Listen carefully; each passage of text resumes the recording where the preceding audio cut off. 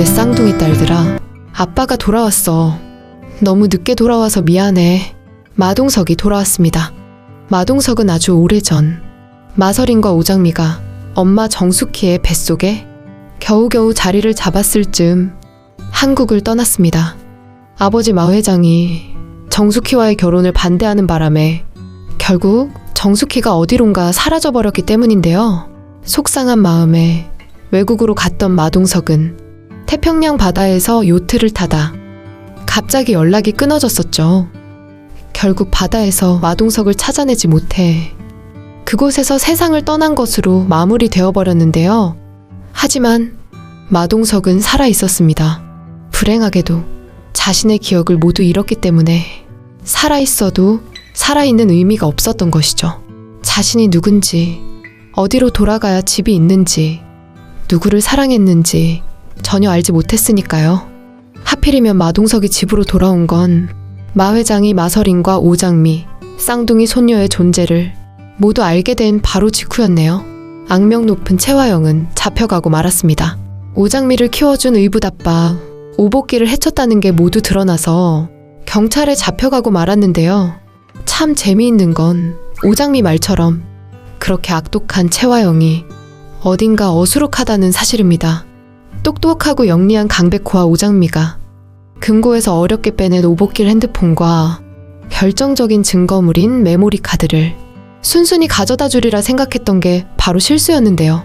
물론 오장미는 지적 능력이 온전하지 않은 엄마 정숙희를 자신의 생명보다 더 귀하게 여기는 건 맞습니다. 채화영은 그게 오장미의 치명적인 약점이라고 혼자 완전 믿어버렸죠. 그래서 오복길 핸드폰과 메모리 카드가 원본 그대로 자신에게 전해질 거라 생각했던 건데요. 강백호는 이미 짐작하고 있었네요. 오복길 핸드폰과 메모리 카드는 채화영에게 건네는 즉시 채화영은 오장미를 아주 위험에 빠뜨릴 것이라는 것을 말이죠. 그래서 강백호는 자신의 가짜 노트북을 일부러 사무실에 비치해놓고 오장미의 오빠 오태평을 시켜 택배기사처럼 꾸며선 회사로 오라고 했죠. 오복길의 핸드폰과 아주 똑같은 가짜 핸드폰까지 가져오게 해서 그것으로 오장미는 채화영을 속인 건데요. 어수룩한 채화영은 모든 걸 완전히 믿어버렸습니다. 어떻게 보면 별별 못된 짓을 다 하고 산 채화영이지만 그런 못된 짓들이 사실 너무 쉽게 이루어졌기 때문에 이번 일도 그렇게 쉽게 해결되리라 생각했던 것이네요. 정숙희의 쌍둥이 딸들을 훔치는 것도 쉬웠고 훔친 딸아이를 데리고 마 회장을 찾아와 자신의 아이라 속이면서 며느리가 되는 것도 쉬웠죠. 그리고는 드림호텔의 사장까지 되어선 남의 인생을 훔쳐 그렇게 호사를 누렸던 건데요. 하지만 오장미는 그 반대의 인물이었죠. 태생은 금수저로 태어났지만 그 금수저는 쌍둥이 동생 마설인에게만 적용이 되고 오장미는 그야말로 고단한 삶을 살았습니다. 하지만 그래도 자신의 친엄마와 함께 그렇게 웃으며 살 수 있었기 때문에 오장미는 언제나 밝고 바른 인물이 된 건데요. 그런 오장미다 보니 매번 채화영은 오장미를 감당하지 못하는 사람으로 등장을 하고 있는 것이죠. 강백호는 미리 빼돌려 놓았던 오복길의 진짜 핸드폰과 드림호텔 지하주차장에서의 상황이 담긴 메모리 카드 원본을 경찰에 제출했습니다. 그것이 결정적인 역할을 해서 채화영은 자신의 친아들 강준호가 보는 앞에서 경찰에 잡혀갈 수밖에 없었네요. 그것도 모두 오장미가 만든 상황이었죠. 오장미는 채화영이 자신의 친아들 강준호를 얼마나 애지중지 아끼는지 잘 알고 있습니다. 거기다 드림그룹을 통째로 집어삼켜 친아들에게 바치려고 한다는 것까지 모두 알고 있는데요. 그래서 아침 일찍 전화를 해서 불렀던 거죠. 채화영이 강준호 보는 앞에서 그렇게 미운 꼴을 한번 연출해보라고요. 강백호와 오장미의 뛰어난 활약으로 그 일은 일단락이 되었습니다. 경찰에 잡혀간 채화영이 그곳의 사람들한테 당하는 모습까지 우리는 예고편에서 볼 수 있었는데요. 이게 끝이 아닙니다. 아직 남아있는 숙제가 많습니다. 채화영이 말했던 대로 마설인의 행방을 우리는 모르고 있죠. 마설인은 지금 어디에 있는 걸까요? 아마도 그건 마 회장이 잘 알 것 같네요. 강백호가 드림그룹의 법무팀으로 올 때부터 이미 강백호와 마 회장 사이에는 암묵적인 약속이 있었던 건데요. 잘 살펴보면 강백호가 드림그룹 입사하던 시기와 병원에 입원한 마서린을 다른 곳으로 옮긴 시기가 딱 들어맞게 일치가 되는 걸 알 수 있습니다. 그리고 마 회장은 강백호와 오장미 뒤에 감시하는 사람을 붙여놓았죠. 오장미나 강백호를 감시하는 게 아니라 채화영이 노리고 있다는 걸 알기 때문에 보호하는 차원에서 계속 따라붙게 하는 건데요. 그래서 언제나 무슨 일이 생기면 전화로 상황 보고를 하고 있는 것이고요. 마 회장은 자신의 집에 살고 있는 오장미가 마서린이 아니라는 사실을 잘 알고 있습니다. 어떻게 보면 이제까지 거두지 못한 손녀라 더 마음이 아프고 귀하게 여겨질 수도 있는데요. 하지만 전혀 내색을 하지 않고 있죠. 이유는 오장미가 스스로 그것에 대한 이야기를 자신에게 해주기를 바라기 때문입니다. 채화영은 오래전 정숙희의 쌍둥이 딸 둘을 훔쳐선 한 아이를 버리고 한 아이만 데리고 집으로 왔다는 걸 마 회장 역시 이제 알고 있는데요. 오장미는 이제 용기를 내기로 했네요. 그래서 채화영이 잡혀가고 난 후 마 회장에게 모든 진실을 털어놓게 됩니다.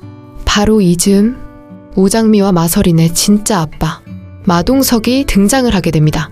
마동석은 마 회장이 그렇게도 아끼던 세상에 하나밖에 없는 아들입니다. 마 회장은 드림그룹을 크게 일궈놓았지만 아들 마동석을 잃게 되면서 많은 상심이 있었죠. 아마도 정숙희라는 며느리를 받아들이지 않아서 하늘에서 벌을 준 것이라 생각하며 고통받았을 수도 있는데요. 그 당시 채화영이 중간에 나서서 쌍둥이 딸을 훔치고 정숙희를 없애고 그런 말도 안 되는 짓을 벌이지 않았다면 마 회장은 아주 오래전부터 두 손녀의 재롱을 보면서 잃어버린 아들 마동석을 조금은 마음에서 놓을 수도 있지 않았을까 생각이 됩니다. 마 회장의 마음 깊은 곳에는 늘 풀리지 않는 것이 있었죠. 아들 마동석이 어떻게 그렇게 되었을까 하는 것입니다. 정숙희와의 결혼을 반대해서 외국 간 건 알지만 그렇게 쉽게 세상에서 없어져 버린 건 아무리 생각해도 믿을 수 없었던 일인데요. 마 회장의 생각은 옳았네요. 마동석이 아주 멀쩡하게 살아서 돌아왔으니까요. 마동석이 그렇게 되었던 당시 채화영은 자신도 놀랐다고는 했지만 사실 그 모든 건 연극이었죠. 그 당시 채화영은 배우였습니다. 마동석을 사라지게 만들어 놓고는 임신한 정숙희의 아이를 가로채 결국 지금까지 오게 된 것인데요. 마동석은 요트를 타다 다치긴 했지만 세상을 떠난 건 아니었죠. 머리를 다치고 기억을 잃게 된 건 모두 채화영이 꾸민 일입니다. 마동석이 살아있다는 걸 알면 마 회장이 찾아다닐 거라 세상에 없는 사람을 만들어 놓고는 시골 병원에 맡겨놓고선 비용만 보내며 살았던 것이죠. 하지만 기적이 일어났네요. 마동석은 얼마 전부터 정신이 돌아오기 시작했습니다.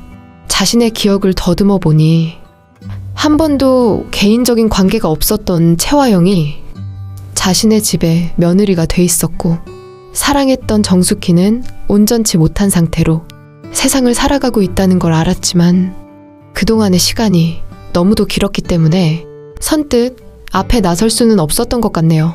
하지만 이제 기회가 왔죠.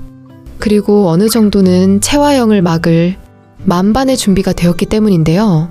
사실 이미 마 회장과 마동석은 서로 만나고 있던 상황이었죠. 악의 뿌리 같은 채화영을 없애야 하기 때문에 시간이 길어진 건데요. 이제 채화영은 잡혀갔으니 이제 남은 건 마동석과 정숙희의 만남이 남아있네요. 정숙희 역시 제대로 정신과 진료를 받으면 좋아질 수 있는 여지가 있는데요. 빨리 정숙희의 정신이 맑아져서 마동석과 마서린 그리고 오장미 이렇게 네 식구 행복하게 오손도손 살아갈 날이 오면 좋겠습니다. 물론 오장미는 빨리 강백호와 결혼하고 싶을 건데요. 이제까지 힘들었던 오장미가 활짝 웃으며 행복해할 날이 어서 오기를 기다립니다. 시청해주셔서 감사합니다.